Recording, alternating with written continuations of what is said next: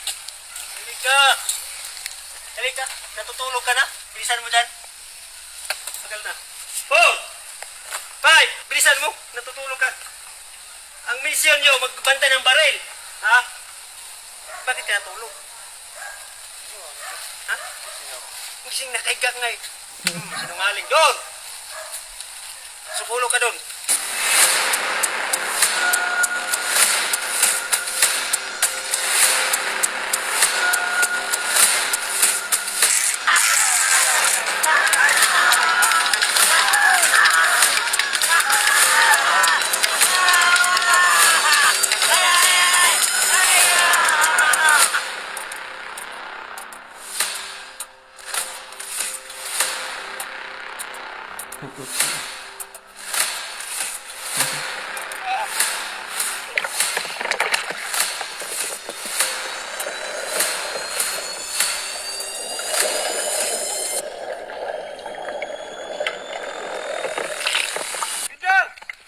Ngayon naman is open kami for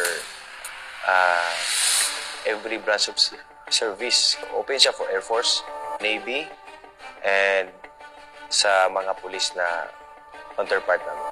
Unang-una kasi parang nung may nakita, nung sa training pa lang, may mga ranger din kasi sa amin sa Air Force eh. Parang matikas ba, tsaka kagalang-galang. Kaya sabi ko parang magandang kunin, parang galangin din. Tsaka matitikas sa mga Scout Ranger.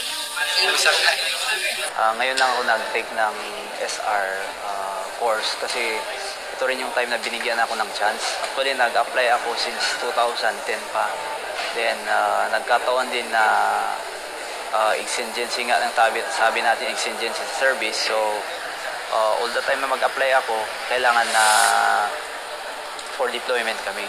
So, yun, hinintay ko itong time pa rin na pagkakataon. At least, binigyan din ako ng chance na maka-request ng for schooling ko dito sa SRS.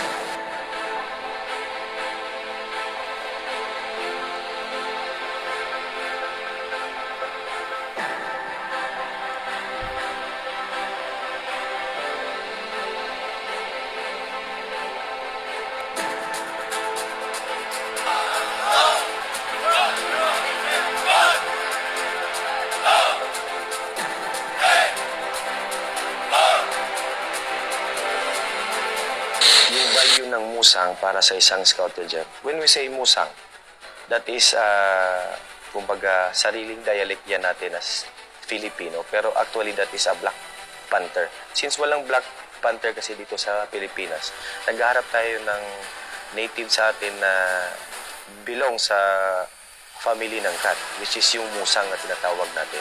Para sa amin kasi, yung musang, kung meron siyang prey o meron siyang gustong patayin or pagkainin is andun yung patience niya, yung tactics or yung mga titipis na tinatawag natin kung paano ba talaga tumugis ng isang kalaban. With pagkarating naman sa tinatawag natin tabak, yung nakalagay dito, so makikita natin is pulang-pula yan. Yung pula na kulay dyan, nagsisimbolize siya ng maraming bagay. Number 1 dyan is yung katapangan, yung mga dugo at pawis na naibigay ng ating mga kapwa rangers para sa bayan. Yung dagger na nakalagay sa may gitna symbolizes na isang special unit. Then yung word na we strike, it means strike and withdraw or direct action. Pero behind that, merong mas deeper meaning. For me, ang nakikita ko sa tabak, kaya para sa akin napakabigat yung symbol ng tabak, is sa likod niyan, andyan yung tapang, andyan yung skill ng isang pagiging sundalo. Nakatago lang yan. Hindi mo makikita lang yan kumbaga kung sa ordinaryo lang. Pero nasa harap, ang laging nakaharap dyan sa may tabak is yung tinatawag nating disiplina ng isang Scout Ranger.